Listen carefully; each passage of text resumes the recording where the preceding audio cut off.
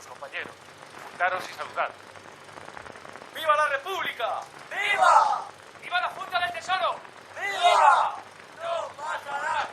¡No pasará! ¡No pasará! ¡No pasará!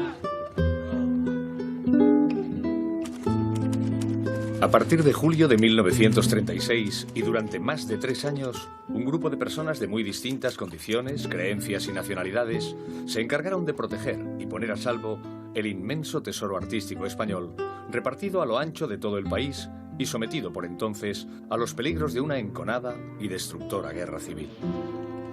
Esta es la historia de aquel esfuerzo extraordinario que en su día quedó oscurecido por causa de la guerra y que, tras la victoria de las armas de Franco, fue deliberadamente silenciado por razones políticas. Welcome to Carne Cruda, the album. Join us for danger, excitement, innovation. Las Cajas Españolas es un documental que relata el traslado de las obras de arte del Museo del Prado para evitar su destrucción durante la Guerra Civil Española. En total se embalaron 1.868 cajas que fueron llevadas a Ginebra, donde se creó un comité internacional para el salvamento del tesoro español. Allí se custodiaron hasta su regreso al museo el 9 de septiembre de 1939. Hoy hablaremos con el director de esta película que cuenta un capítulo poco conocido de nuestra historia. Del Guernica, de la aventura hasta llegar a España del cuadro más famoso de Picasso, también hablaremos con la historiadora que ha reconstruido el largo camino de esta obra que denunciaba el bombardeo del pueblo vasco por la aviación alemana al servicio de los franquistas. Y de otros cuadros bélicos emblemáticos como La rendición de Breda, de Velázquez, o Los horrores de la guerra, de Rubens. Así celebramos el Día Mundial de los Museos, entrando en nuestro Museo Sonoro para mostraros nuestra exposición sobre el arte en tiempos de guerra. Venga, seguidme, pasad conmigo. Vamos. Estás entrando en La Galería. Un espacio de carne cruda con mucho arte. La guerra en el arte, que no el arte de la guerra, ese es nuestro tema de hoy, porque a lo largo de la historia los conflictos armados se han representado en miles de obras, como bien sabe nuestra historiadora del arte, Sara Ruballo, también conocida en redes como la Gata Verde, aunque hoy va más bien de gata rosa con un vestido florido para celebrar este Día de los Museos. ¡Crudos días! Crudos días, Javier, y crudo el tema de hoy, la verdad, pese a que hoy sea el Día de los Museos, pero tenemos que hablar de este tema de tan rabiosa actualidad. Porque los artistas han pintado la guerra, han sido tremendamente explícitos en algunos casos y en otros, sin pintar ni una sola gota de sangre, también son brutalmente sobrecogedores. Cuéntanos algunos de esos ejemplos, Sara. Pues España tiene, como muy bien has dicho antes, algunos buenos ejemplos entre sus cuadros más famosos, ya citados como el Guernica y las lanzas de Velázquez, pero también están la carga de los mamelucos, los fusilamientos del 3 de mayo y los desastres de la guerra de mi querido Paco, conocido como Goya.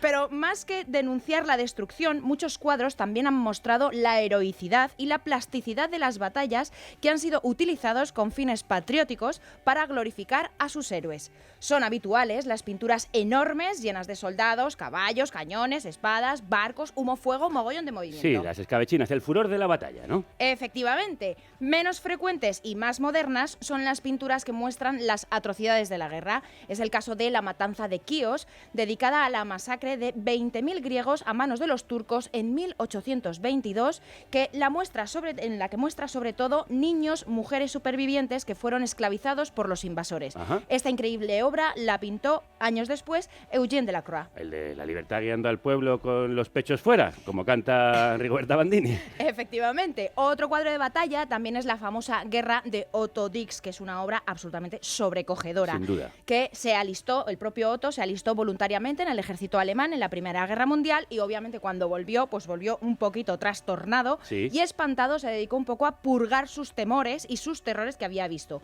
Así que en 1932 pintó un tríptico, que esto es muy importante porque encima utiliza un formato de iglesia, sí, ¿vale? Entonces, un tríptico muy perturbador, tanto que las autoridades lo cubrían con una tela para que el público no se escandalizase. Es que es espeluznante, tenéis que verlo si no lo habéis hecho. Hay cadáveres destripados, despedazados, descompuestos, empalados, cosidos a balazos, animales muertos, soldados con máscaras antigás caminando entre nubes tóxicas, una fosa común. Vamos, como el Guernica, pero en gore. Pero además bastante explícito, efectivamente. De hecho, tanto es así que hasta los propios nazis, recordemos que él se alistó en el propio ejército nazi, pues le tacharon como uno de los artistas degenerados y le apartaron totalmente de la escena artística del momento. Destruyeron, de hecho, algunas de sus obras e incluso le encarcelaron durante 2 meses acusándole de participar en un intento de atentado contra Hitler. Afortunadamente, Otto Dix y muchas de sus obras se salvaron de esos salvajes y siguen mostrándonos la barbarie con toda su crudeza. Hoy también hablaremos precisamente de los tremendos esfuerzos que se han hecho y se hacen para proteger el arte y el patrimonio de los países en guerra. Vamos con ello, Sara.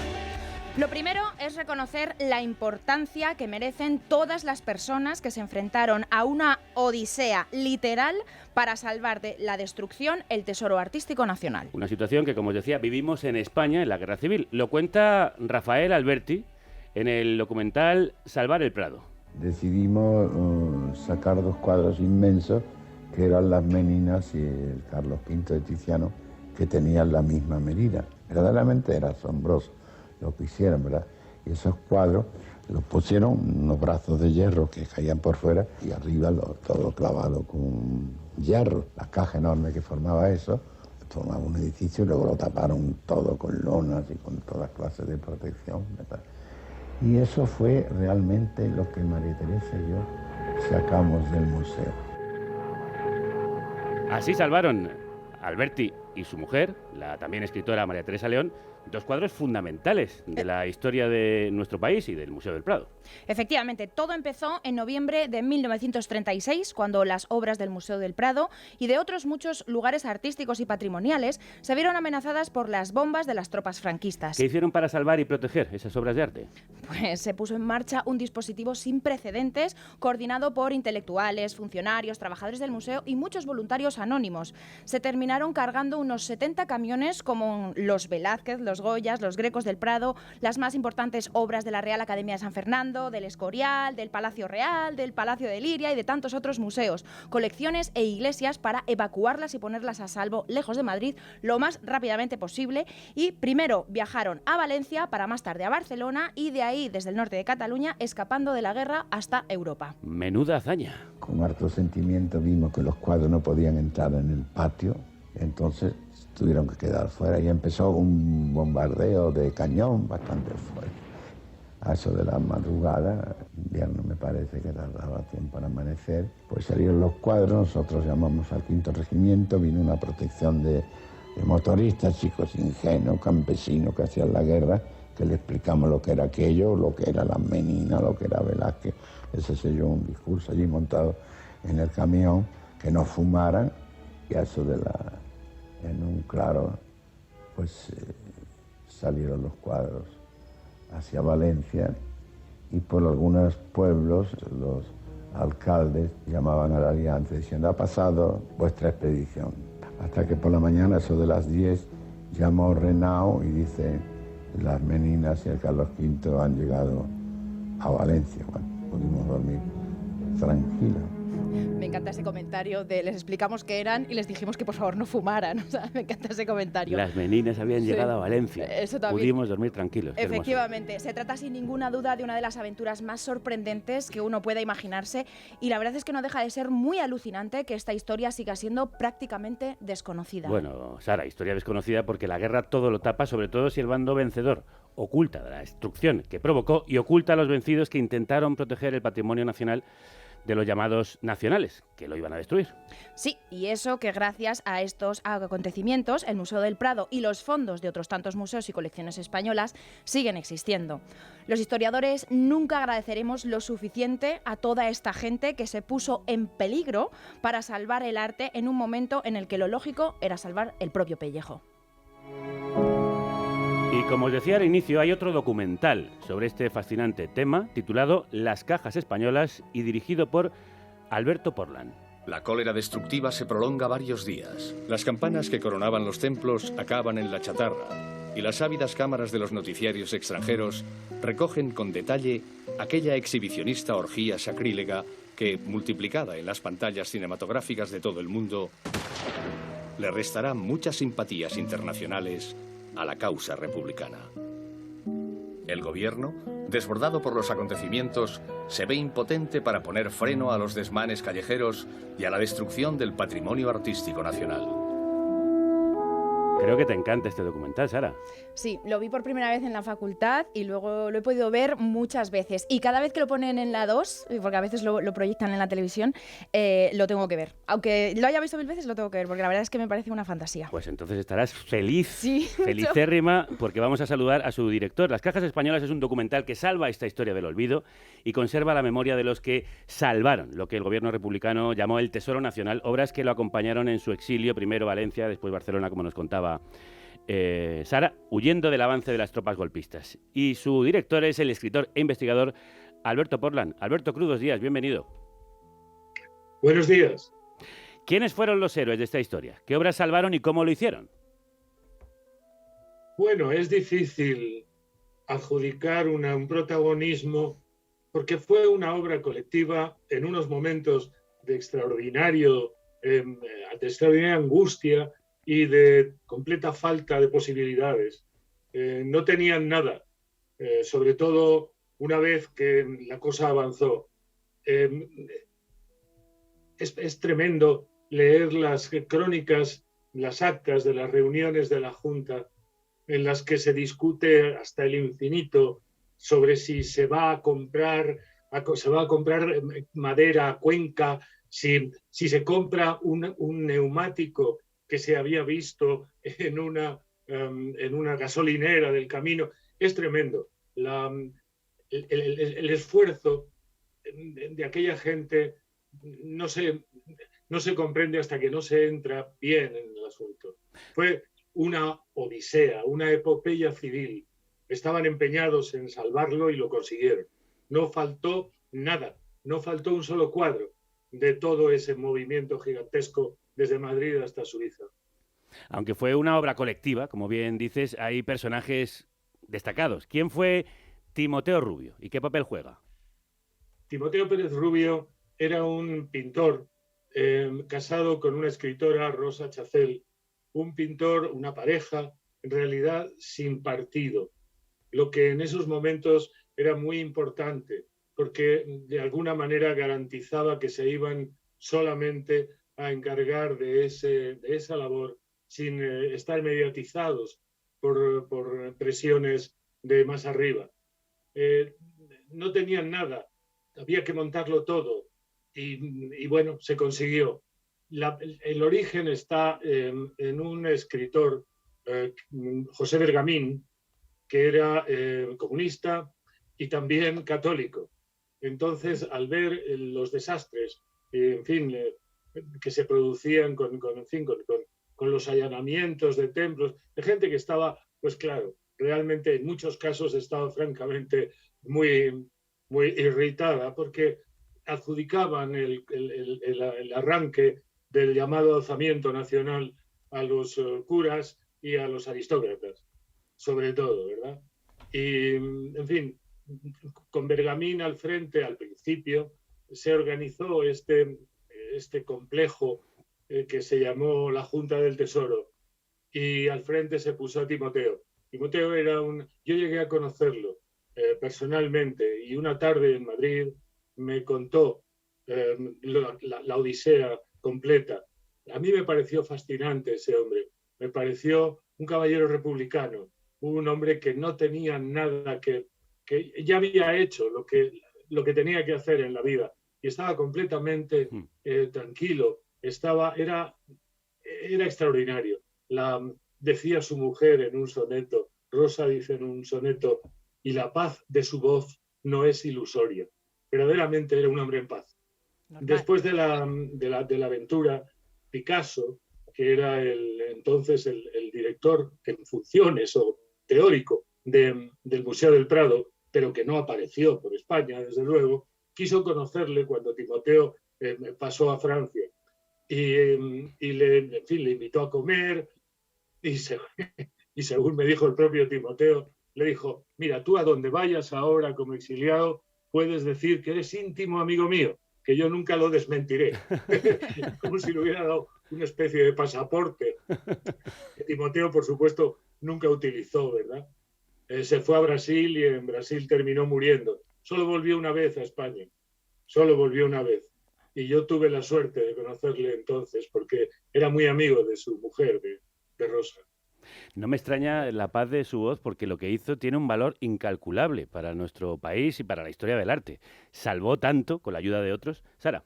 Sí, muy buenos días, Alberto. Yo quería preguntarte, a la hora de afrontar este documental, ¿no? Esta idea, ¿te costó mucho encontrar toda esta información, aparte de lo que acabas de comentar, ¿no? Que ya has tenido la suerte de conocer aparte de sus protagonistas? Pero a la hora de realizar este gran documental, parece una hazaña bastante compleja, ya que se ocultaron los datos deliberadamente una vez los cuadros volvieron, ¿no?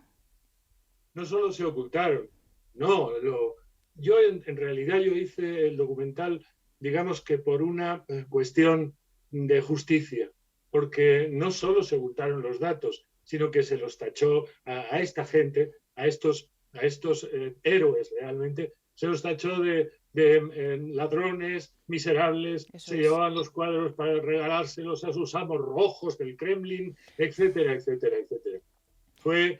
Había que hacer algo, ¿no? Y yo pude haberlo escrito, pero pensé que el verdadero, la verdad, explicación era imagen. Y al final conseguí hacer el documental. Y sí, fue muy difícil, porque el documental dura 1 hora y media y fondos documentales no hay más allá de 12 minutos, algo así, ¿no? Luego se quemó mucho material en el incendio que hubo en los años 50, que se llevó por delante pues más de la mitad de los materiales fílmicos de la Guerra Civil.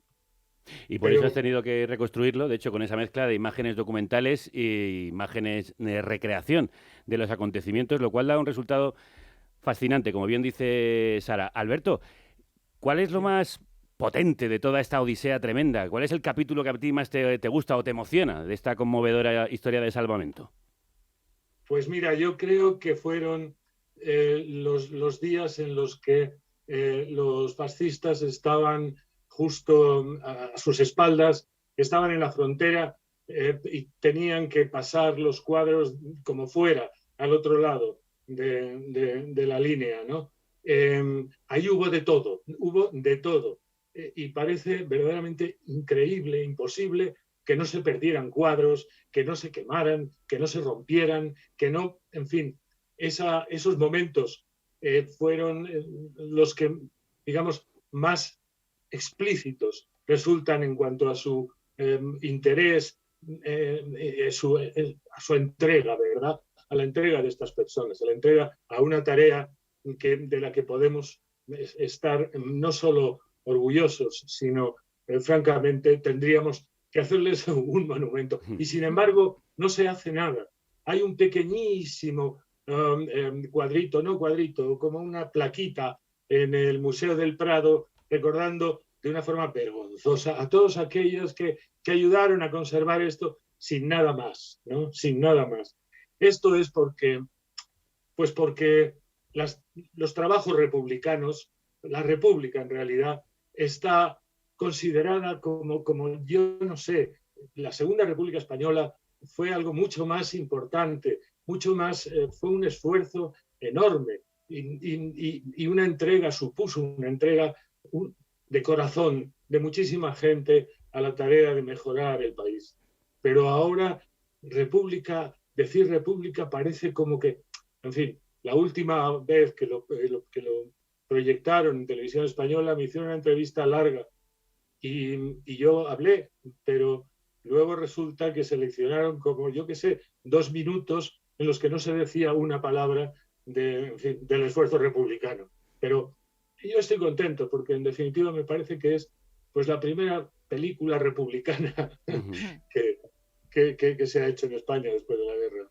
Bueno, ya sabes, Alberto, que después hubo 40 años de lo que ellos llamaban paz, sí, para tapar todos los logros y para cambiar la memoria de este país, que hay que recobrarla precisamente con monumentos como el que tú has hecho en ese documental, que es la placa conmemorativa a esos héroes que salvaron el patrimonio nacional de las bombas, los tiros y el fuego. Alberto Porlán es el director de Las Cajas Españolas, un documental que tenéis que ver si no lo habéis hecho. Muchísimas gracias, ha sido un placer enorme conocerle. Igualmente. Muchísimas gracias, Alberto. Soy muy fan. Gracias por tu trabajo. Gracias a vosotros. Y seguimos con una obra que nace de la guerra, contra la guerra, hablando de su largo camino hasta regresar, o hasta llegar, mejor dicho, a España. La primera vez que lo vi fue en un sello de Checoslovaquia. Había unos elementos que no eran de Guernica. Claro, Picasso no tenía por qué conocerlo. Con el tiempo sí he ido viendo. Aparece una mujer con un niño en brazos. Y aquí hubo una mujer que iba con el niño. La metralla mató al niño y lo llevaba en brazos. Y posiblemente le salvó a ella. Luis Iriondo tenía 14 años cuando su pueblo, Guernica, en Euskadi, fue arrasado por la Legión Cóndor alemana, al servicio de los sublevados. La primera vez que vio el cuadro de Picasso fue en un sello que le trajo un amigo de Checoslovaquia. Nos contó sus recuerdos cuando se estrenó la película Guernica, de 2016. Efectivamente, tras el bombardeo de Guernica, ocurrido el 26 de abril de 1937, el gobierno de la Segunda República Española le encargó a Pablo Picasso que realizara una obra para ser expuesta en el pabellón español de la Exposición Internacional de ese mismo año en París. La idea era mostrar los horrores de la guerra con el fin de atraer la atención del público hacia la causa republicana en plena Guerra Civil Española. Y Picasso sintió la necesidad de documentar el terrible suceso en Guernica para que no se volviera a repetir en las generaciones futuras. El 1 de mayo se puso a pintar y parece ser que el 4 de junio ya estaba terminado.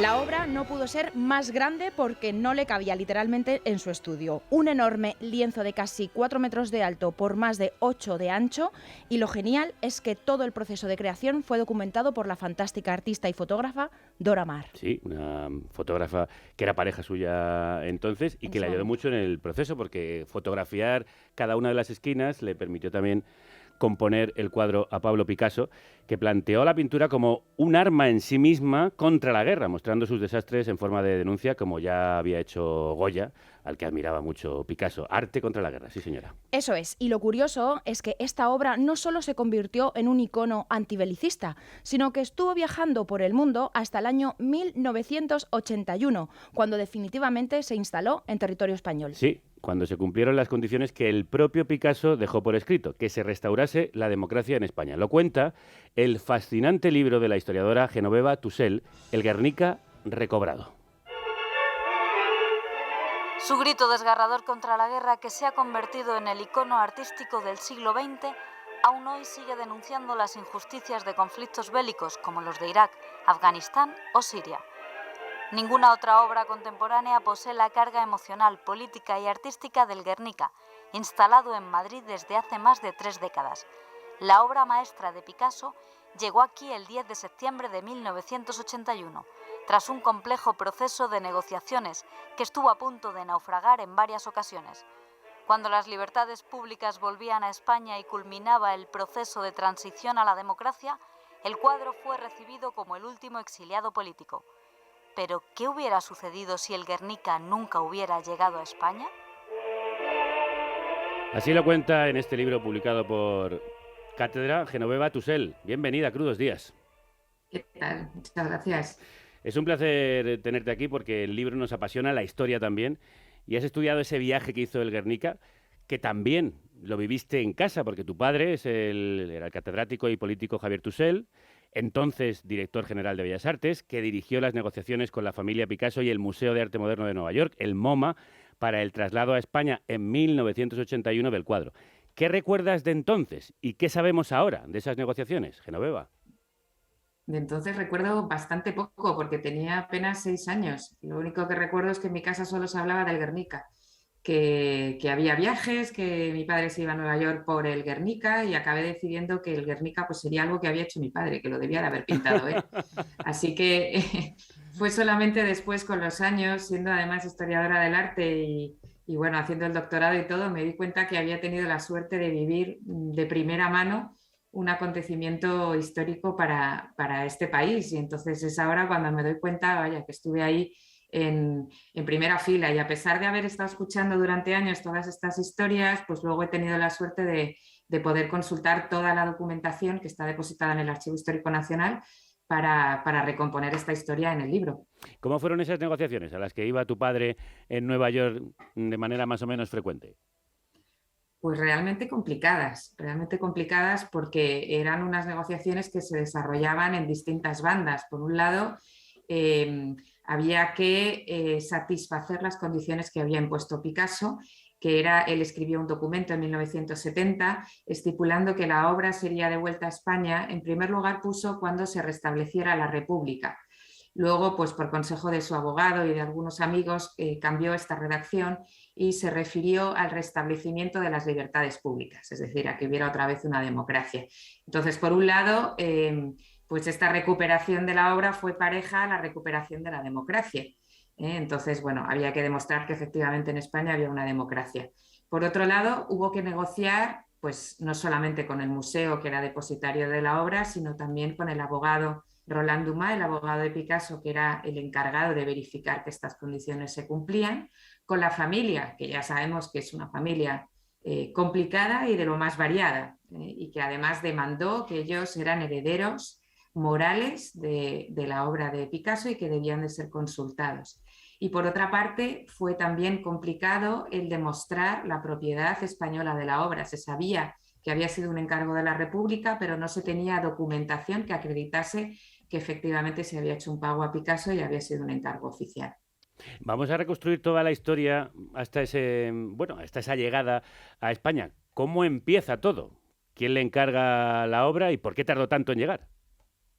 Pues la obra, y estaba pensando mientras oía la anterior entrevista, que al final todo está relacionado. Efectivamente se ha hablado de que Picasso en 1936 el Gobierno de la República le nombró director del Museo del Prado, un cargo que nunca ejerció porque él estaba establecido en Francia. Pero es un testimonio muy claro del compromiso de Picasso con la República. Y es entonces cuando se está organizando el pabellón de la República Española en la Exposición Internacional de París, cuando se acude a Picasso para que pinte la que sería la obra principal de este pabellón, la joya, digamos el punto más atractivo de todo ese pabellón, que sería el Guernica. Se le encarga este gran mural.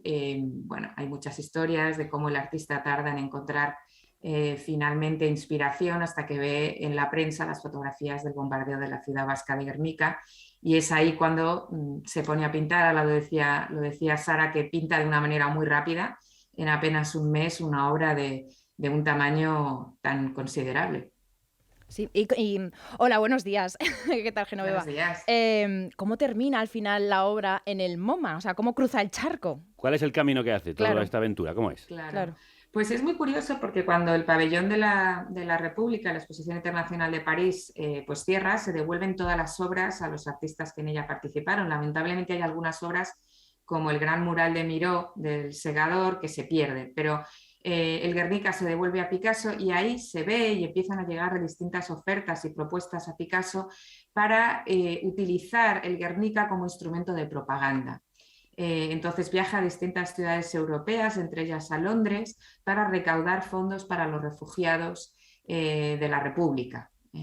Y en este sentido también se lo piden desde Estados Unidos. Se pide desde Nueva York, y la obra viaja en barco desde el sur de Francia hasta Nueva York. Iba además Juan Negrín en el barco acompañando el Guernica, y entonces ahí se expone en una galería, en la Ballantine Gallery, con el mismo propósito: el reunir fondos para ayudar a los refugiados y a las tropas republicanas.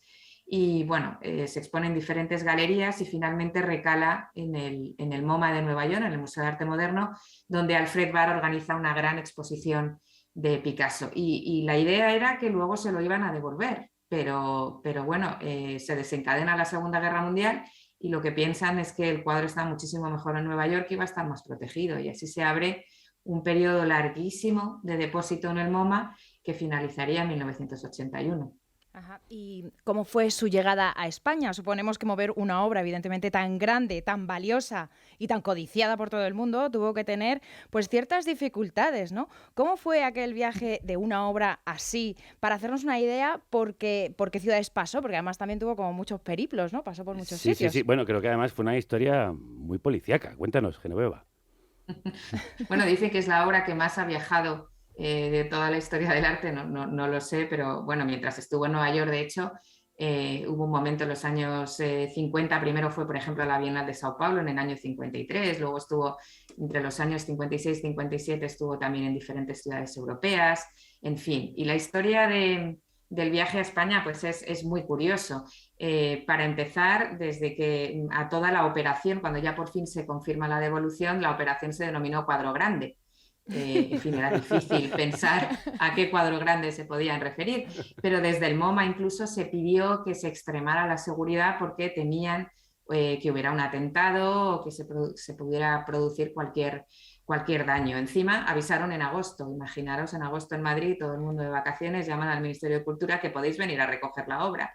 Bueno, pues hubo que ir corriendo. El subdirector general de Bellas Artes, Álvaro Martínez Novillo, pues tuvo que viajar corriendo con José María Cabrera del Instituto de Patrimonio pues a Nueva York a verificar las condiciones de conservación. La obra se embaló, o sea, se esperó a que se cerrara el museo en su horario habitual a las 8 de la tarde y en ese momento se pusieron a embalar la obra. Hay cosas también muy curiosas. La conservadora jefe del MoMA pues estaba con todo su equipo, con todo cuidado, embalándolo, enrollándolo, y dice que se queja en una entrevista que le hicieron de que, claro, que ahí estaba toda la delegación española de celebración, gritando y celebrando y que no la dejaban trabajar. Nadie le echaba una mano, mano, más que conocernos. Efectivamente, como, oye, encima la distraían.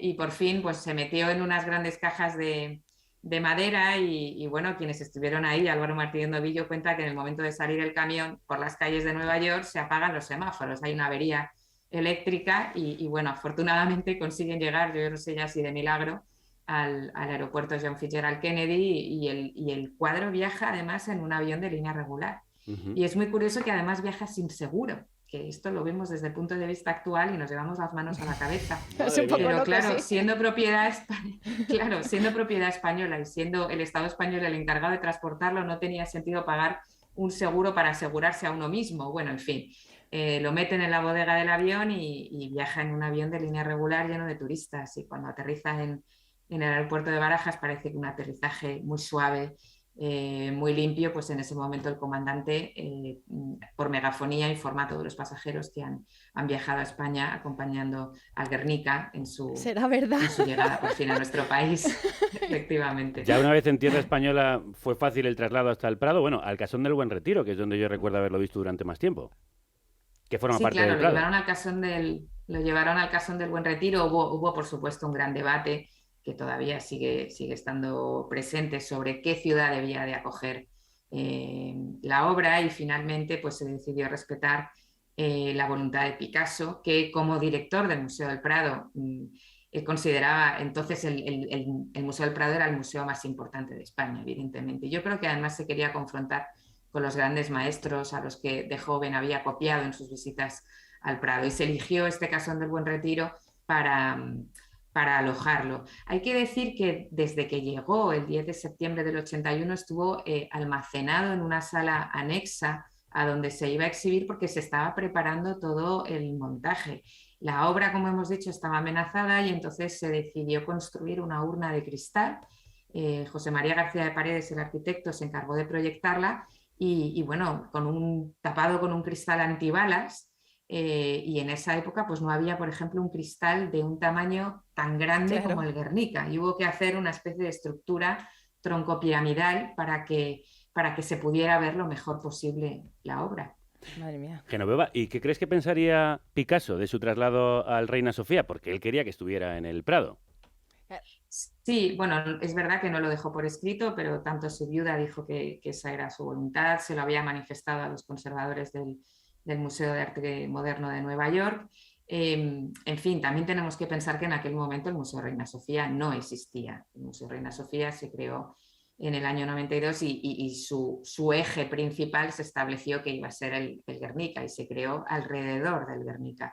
Es cierto que hubo una gran polémica en aquel momento del traslado. Muchos profesionales, muchos expertos, entre ellos mi padre, se opusieron de una manera muy decidida a que se trasladara porque se creía que no se estaba respetando la voluntad del artista. pero bien, yo creo que pues una vez producido el traslado, creo que la obra está magníficamente bien en el Museo Reina Sofía y es donde tiene sentido que esté. Además, luego se elaboró un Real Decreto en el que se establecía la ordenación de las colecciones de los museos españoles. Como sabéis, se estableció la fecha de nacimiento de Picasso, 1881, como esa frontera. Todo lo anterior estaría en el Museo del Prado, todo lo posterior en el Reina Sofía. Si bien, en fin, esa fecha, a medida que van pasando los años, cada vez se nos resulta más complicado establecer esa diferenciación, esa separación. Pero es el primer clásico del arte contemporáneo, podemos decirlo así, por eso es verdad que allí en el Reina Sofía tiene además un lugar muy destacado y es hermosísimo verlo. Un cuadro que impacta tantos años después de haberlo visto tantas veces. E impacta también la historia que también cuenta Genoveva Tusell en el Guernica recobrado. Ha sido un placer hablar con esta doctora en Historia del Arte y profesora de la UNED. Un abrazo muy fuerte. Muchísimas gracias. El placer ha sido mío. Así volvió a casa, así llegó a casa el Guernica. Qué interesante todo. Sara, quiero más obras de arte con historias alucinantes. ¿Y si nos vamos un poco más atrás en el tiempo? Venga, porque hemos hablado de Picasso, que siguió la estela de Francisco de Goya, autor de Los desastres de la guerra, que a su vez siguió la estela de Velázquez, que también tiene sus pinturas dedicadas a conflictos. Ya lo hemos dicho, la más famosa es La rendición de Breda. Eso es, más conocido como Las lanzas, pintado entre 1634 y 1635. La diferencia es que el artista sevillano utilizó un tono más amable. Para fijarnos en los detalles, acompañadme por este recorrido sonoro por esta obra fundamental. Vamos allá. A ver. Bueno, aquí estamos. Maravillosa. Cuéntanoslo. Pasada la mitad de la galería central del Museo del Prado, entre muchas pinturas de gran formato de distintos artistas del barroco nacional e internacional, observamos una obra casi cuadrada de aire muy galante. Nos detenemos para observarla con atención y apreciar todos sus detalles.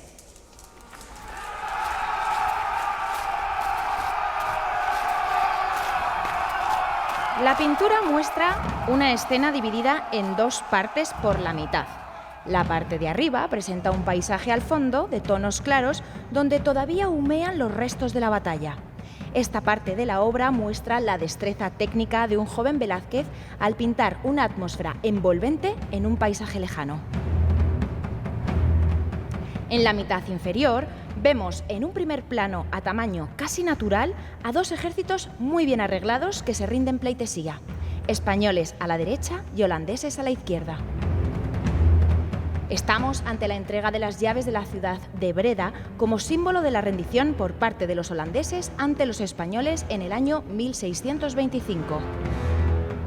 Al fijarnos en ambas tropas, se aprecian muchas diferencias entre ambas. Mientras que la tropa holandesa está compuesta por jóvenes armados con picas y fusiles, la española está llena de veteranos portando lanzas. Esto deja de manifiesto toda una declaración de intenciones por parte de Velázquez, que es que la madurez es un grado. Pero lo importante de esta pintura es que Velázquez desarrolla el tema de la rendición como un acto caballeresco y honroso, sin humillaciones ni torturas, no hay ni una gota de sangre. Y sin embargo, vemos como en el centro de la escena a los dos dirigentes de las ambas tropas que parecen dialogar más como si fuesen amigos que enemigos. A la derecha tenemos al español Ambrosio de Spínola, que recibe la llave de la ciudad de Breda, que se la entrega el gobernador Justino de Nassau. Este hace un ademán de arrodillarse con humildad, mientras su contrincante se lo impide, sujetando su hombro con la mano. Toda una escena entre caballeros. Maravilloso relato has hecho. Muchísimas gracias. Para entender mejor la importancia de esta pintura tan famosa de Velázquez, me he puesto en contacto con Cipriano García Hidalgo, licenciado en Historia del Arte por la Complutense, especializado en investigaciones sobre arte de la Edad Moderna y además es subdirector de Investigart, un blog imprescindible dentro de la historia del arte y además profesor de secundaria. Y quiero preguntarle cosas sobre este increíble cuadro, ¿vale? Las lanzas o la rendición de Breda. Lo que a mí más me fascina de este cuadro es cómo Velázquez consigue dar la sensación de veracidad a un paisaje que él ha sacado de una estampa, porque él nunca estuvo en Breda. La estampa representa el sitio de Breda, la hizo un pintor francés que se llama Jacques Callot en 1625, y él consigue darle la sensación de realidad simplemente con un recurso que es el humo. Él pone unos incendios en el fragor de la batalla al fondo, del que salen columnas de humo que se mezclan con las nubes de un cielo plomizo y consigue una sensación atmosférica bastante interesante. Es seguramente lo que a mí más me llama la atención de este cuadro. El título del cuadro, que es Las lanzas o la rendición de Breda, también tiene su miga. Lo podemos ver en esa superioridad de las picas en el lado español y las alabardas en el lado holandés, y que viene tomado un cuadro religioso, viene tomado del expolio del Greco en la Catedral de Toledo, y del Greco también toma la costumbre de poner un papel en un ángulo para hacer como de la firma. ¿Y alguna curiosidad más que nos descubra Cipriano? Mete una cita de un cuadro suyo que ya tenía. Coge el perfil del Apolo en la fragua de Vulcano y lo coloca dentro de los holandeses en una figura que está en sombra, recortado sobre una prenda blanca de un compañero, ¿no? Las manos del compañero y su perfil es exactamente el gesto del Apolo en la fragua de Vulcano. Me parece que es una maravilla. A mí también me parece que es una maravilla eso. Mola muchísimo, la verdad que sí. Pero por otro lado, no es nada habitual hacer una representación de una rendición de esta forma, ¿no? Realmente esta idea de la caballerosidad es bastante atípica. Lo normal hubiera sido el general español en un grado de superioridad, subido al caballo, como puede ser, por ejemplo, en uno de los lienzos que formaba conjunto con este Velázquez en el Salón de Reinos, que sería la rendición de Juliers del pintor Giuseppe Leonardo, donde el mismo Ambrosio de Spínola está subido en un caballo recibiendo las llaves del general holandés, que está de rodillas en el suelo acercándosela, ¿no? Eso sería lo normal. Bueno, y Cipriano, para despedirse, nos recomienda un libro para que podamos seguir disfrutando del arte en este gran día de los museos. Recién acabadito de salir, está entre mis manos El Prado Inadvertido, que es un libro que ha escrito Estrella de Diego, que fue profesora mía en la Facultad de Filosofía y Letras de la Complutense de Madrid, y que hace un recorrido por el Museo del Prado hablando de cómo los museos cambian su discurso y cómo hay que ir actualizándose. Pues interesantísima siempre Estrella de Diego. Y ese El Prado Inadvertido lo vamos a adquirir pronto. Y qué interesante escuchar también a Alejandro. A Cipriano. A Cipriano, sí, perdón. Alejandro es que es nuestro próximo invitado, pero no voy a adelantarme a acontecimientos, porque no es lo único. Otro grande del barroco, del que tenemos que hablar, aparte de Velázquez, es, por supuesto, otro gran amigo nuestro, que es Pedro Pablo, más conocido como Rubens, que también trató en varias ocasiones el drama de la guerra. Pero sin duda, la pintura más famosa de todos los cuadros relacionados con la guerra de Rubens es Los horrores de la guerra, que lo pintó, mira, unos años un poquito más tarde que la rendición de Breda que acabamos de escuchar y de saber detalles, que Rubens pintó entre 1637 y 1638. Y hay que decir que es un óleo sobre lienzo súper grande, que mide nada menos que 2 metros de alto por casi 3,5 metros de largo. Y en una pintura tan grande, ¿qué nos cuenta el bueno de Pedro Pablo? Pues nos pinta una bestial alegoría repleta de personajes con muchísimo movimiento, pero bueno, Javier, como te he dicho, habíamos hecho un pequeño spoiler, tenemos aquí a un grandísimo invitado que sabe muchísimo sobre Rubens, como es Alejandro Vergara Sarp, que es doctor en Historia del Arte, cuya tesis doctoral está dedicada precisamente a la relación de Rubens con España. Además, por si fuera poco, también es jefe de conservación de pintura flamenca y escuelas del norte hasta el año 1700 dentro del Museo del Prado, es profe de universidad, investigador, comisario y, por si fuera poco, también tiene un Instagram y es youtuber en su canal de Historias de Cuadros. Bueno, es claramente nuestro hombre. Alejandro, crudos días. ¿Qué tal, Javier? ¿Cómo estáis? ¿Qué tal, Sara? Muy buenos días. ¿Por qué Rubens pintó esta obra tan grande dedicada a la guerra? ¿Fue un encargo? No fue un encargo en este caso, es una especie de regalo que él le hace al gran duque de Toscana, Fernando de Medici. Pero Rubens es un personaje muy conocido, de mucho éxito, que no solo es pintor, que también es diplomático, trabaja al servicio del rey de España, Felipe IV, negociando una paz con Inglaterra, y en sus cartas, que conocemos muchas, siempre habla como un pacifista, siempre se ve que le duele en el alma pues la presencia de la guerra en Europa, que está destruyendo el continente durante toda su vida. ¿Y qué simboliza esta pintura? ¿Cuál es su valor artístico? Pues mira, es un caso curioso, porque siempre pensamos que los cuadros tienen contenidos alegóricos, lo cual es verdad, pero nos cuesta mucho saber cuáles. Y en este caso, el 12 de marzo de 1638, Rubens Termina el cuadro, lo embala, lo envía a Florencia y escribe una carta a un colega suyo, el pintor del Duque de Toscana, y le dice exactamente qué es lo que ha pintado en el cuadro. La carta es curiosa además porque él le dice: lo he embalado, espero que la guerra no impida que llegue bien. Le dice también que los colores blancos y las carnaciones le dan miedo que amarilleen porque no se ha secado del todo, y le dice: cuando llegue a Florencia, sácalo al sol. Y le dice también: si hay necesidad de retocar algo, hazlo. Pero lo interesante del todo es el contenido del cuadro, que define. Lo que voy a hacer es leeros un resumen de la carta, si os por parece. favor. Un resumen de la carta en la que él describe el cuadro que él acaba de pintar. Perfecto. Dice lo siguiente: la figura principal es Marte, dios de la guerra. Avanza con su espada manchada de sangre. Venus, diosa del amor y de la belleza, su esposa, intenta detenerle sin éxito, acompañada por sus amores y cupidos. En el cuadro se ve que está Marte en el centro y Venus tira de él hacia atrás para que no avance. Sigue diciendo Rubens: del lado contrario de Marte tiran las furias, que llevan una antorcha, y muchas figuras monstruosas que representan la peste y el hambre, que son consecuencias de la guerra. Sigue escribiendo: en el suelo una mujer sujeta un laúd roto, que representa la armonía, que es incompatible con la discordia.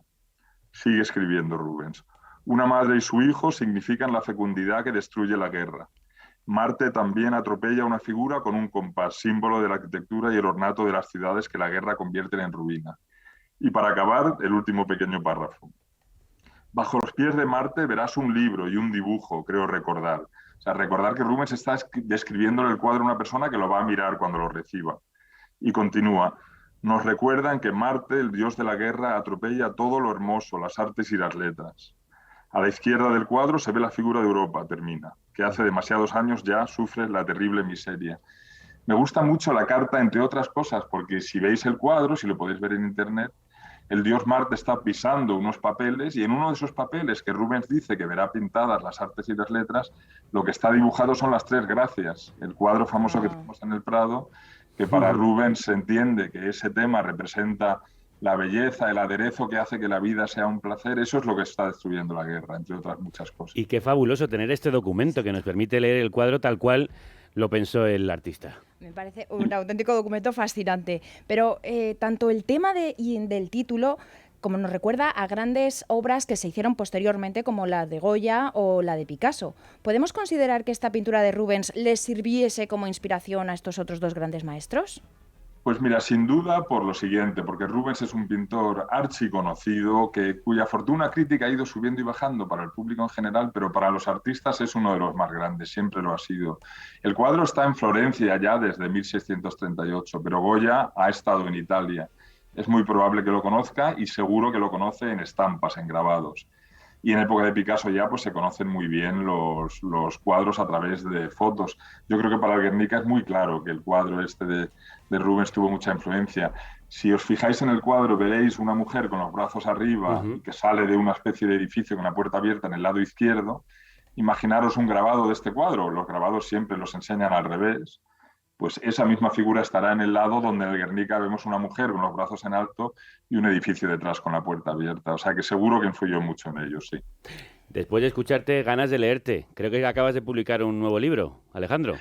Pues sí, gracias, Javier. Me das la oportunidad de hablar de él. ¿Qué es la calidad en el arte? Lo que intento en ese libro es sencillamente comprender las razones por las cuales nos fijamos en cuadros como Las lanzas de Velázquez, el de Rubens, el de Picasso, cuadros que nuestros mayores, generaciones anteriores, nos han venido diciendo a lo largo de los siglos que son los buenos, los importantes.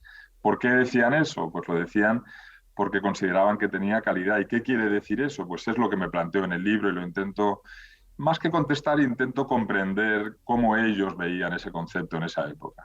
Pues vamos a leerlo y también seguro que después de escucharte van muchos y muchas a seguir tu canal de YouTube Historias de Cuadros. Alejandro Vergara Sarp, un placer de verdad haber charlado contigo. Un placer para mí. Muchísimas gracias, Alejandro. Adiós, Sara. Y tampoco le perdáis la pista a Sara en infinidad de lugares, en sus redes. La Gata Verde en YouTube, El Condensador de Flujo en RTVE y ahora en Podimo con su propio podcast. Sí. A ver, ¿nos estás haciendo la competencia? ¡No! Es un spin-off de Carne Cruda y La Galería. La Señora del Arte. Eso es. ¿Qué encontraremos allí? Pues la señora del arte lo que hago es directamente hacer terapia con la historia del arte. Muy bien. O sea, me dedico a hablar de nuestros dramas personales, de nuestras vidas un poco así que parece que son insulsas y que nos pasan dramas muy comunes, y resulta que efectivamente también les pasaban a otros artistas. O sea, los grandes artistas como Goya, Picasso, Miguel Ángel, yo que sé, Van Gogh, pues les pasaban las mismas miserias que a nosotros. Entonces, ya sabes que hay mal de muchos, pues... y de esta manera, pues eso, bajamos un poquito a tierra los Muy mitos bien. de los genios y nosotros nos sentimos mejor. Pues querida Sara Ruballo, Gata Verde, hoy Gata Rosa, Florida, la señora de la pradera, la señora del arte, feliz Día de los Museos. Muchísimas gracias, igualmente. Y si queréis aprovechar para celebrar este día, esta es nuestra sugerencia. El Centre del Carme Cultura Contemporánea de Valencia presenta Art Contemporani de la Generalitat Valenciana. pintura, escultura, acuarela, dibujo, fotografía, vídeo e instalaciones. Una exposición de artistas de Castellón, Alicante y Valencia que reflejan la escena creativa. Una muestra con 19 obras adquiridas por la Generalitat en 2021 que puedes visitar hasta el 11 de septiembre. Celebra el Día Internacional de los Museos y aprovecha para visitar la exposición ¿Por qué soy así?, sobre el papel del diseño en nuestro día a día. O la muestra Artistas y Máquinas, diálogos en el desarrollo del arte digital. Centre del Carme. Agitación cultural en el corazón de Valencia. No has de parar. Derrotero. Camino, dirección, medio tomado para llegar al fin propuesto. Conjunto de datos que indican el camino para llegar a un lugar. ¿Pero qué, nos vamos? Dirección que se da por escrito para un viaje de mar. Libro que contiene un derrotero. Hasta luego. Línea marcada en el mapa de mareas para guiar a los pilotos. Derrota. O rumbo. Derroteros. Derroteros. Derroteros. Dos. Pensar paseando con Santiago Albarrico. Ganas tenía ya de recobrar nuestros derroteros, que hace mucho que no escucho a Santi. ¿Cómo estás, querido? Y yo también, Javier, mucho gusto en oírte de nuevo. Te echaba mucho de menos, os echaba de menos. Yo lo mismo. Bueno, ¿de qué hablamos hoy? Pues mira, la verdad es que tenemos un tema pendiente que no es muy alegre ni muy luminoso, pero creo que deberíamos cerrar ese ciclo.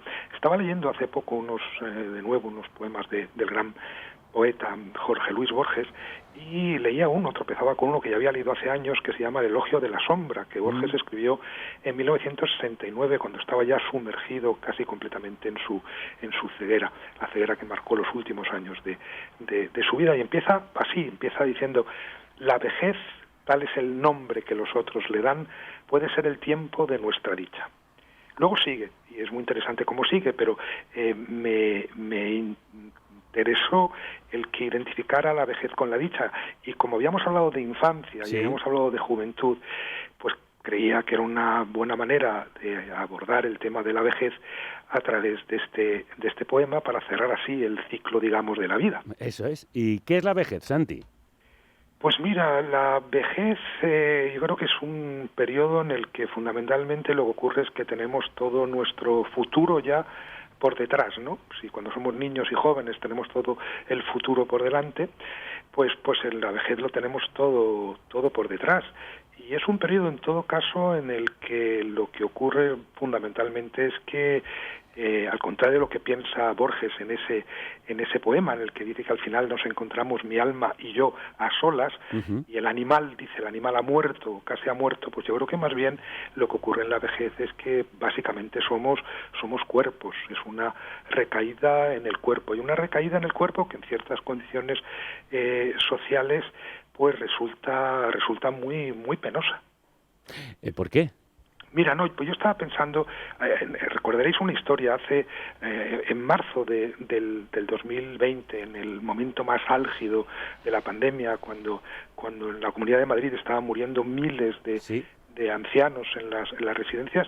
Hubo un anciano que se llamaba don Rafael García, de casi 90 años, ¿no?, que de pronto empezó a ver que en la mesa de la residencia, en los lugares comunes, empezaban a desaparecer compañeros suyos con los que había jugado a las cartas, con los que había tenido conversaciones, y por más que preguntaba, nadie les decía nada, ¿no? Nadie naturalmente les contaba que estaba viendo muertes, hasta que un celador pues de manera confidencial, entre susurros, le confesó lo que estaba pasando, y es que habían muerto 20 personas la semana anterior a causa del COVID. Y entonces don Rafael lo que hizo fue ponerse en secreto en contacto con su hija y planificar la fuga. Y huyó de esta residencia europea de Madrid el 25 de marzo de 2020. Bien por él.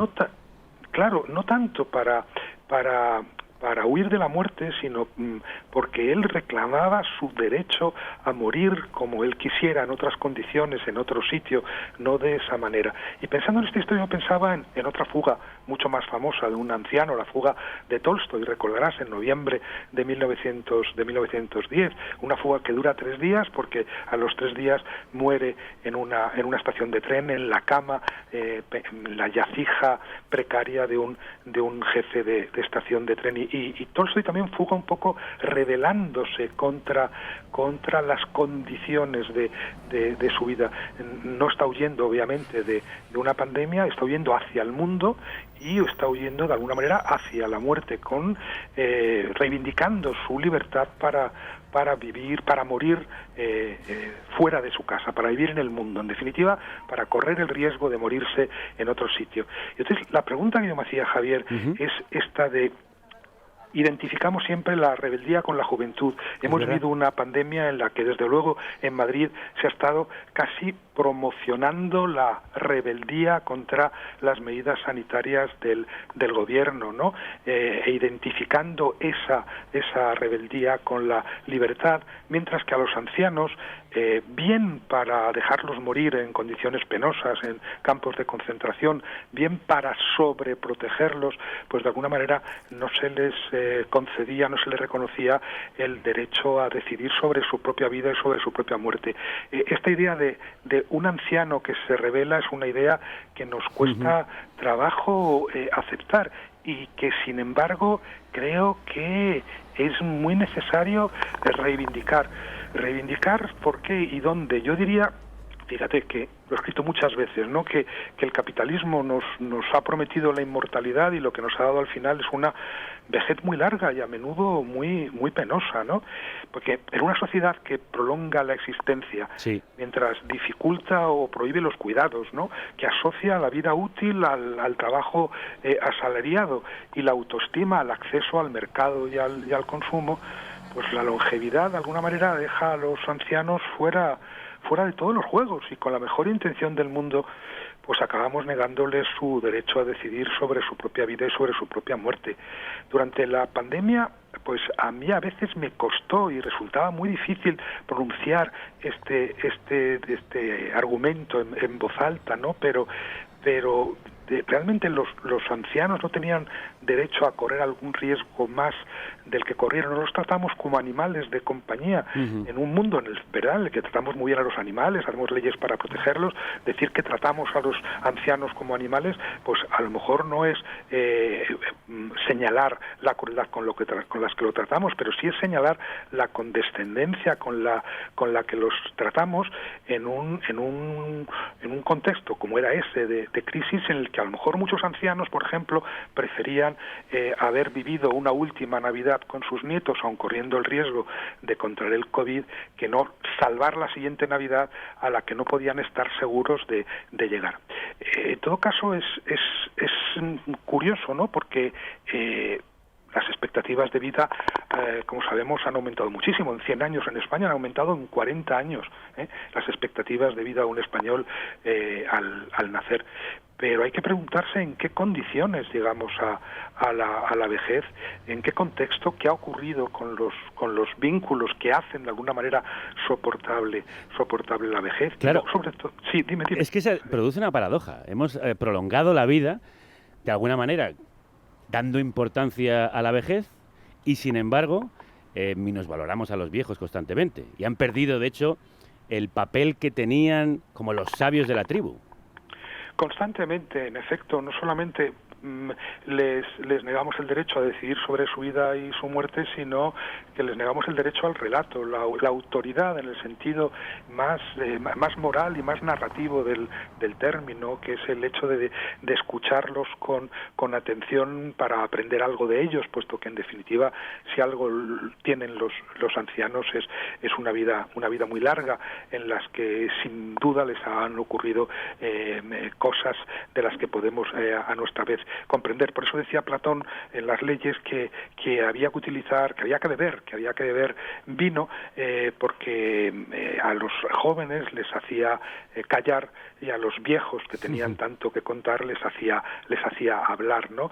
Yo creo que sí, es verdad que se está viviendo la longevidad en unas condiciones que de alguna manera revelan toda la disolución de los vínculos que acompaña al capitalismo, y por otro lado esta contradicción en virtud de la cual allí donde llegas a muy viejo, en muy malas condiciones, pues aunque sigues siendo ciudadano formalmente, pues no puedes y no te dejan ejercer de ciudadano.